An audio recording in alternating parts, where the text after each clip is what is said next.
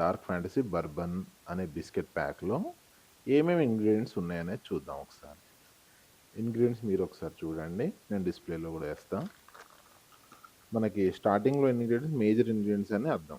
First ingredient వచ్చేసి maida. Refined wheat flour. First ingredient మైదా.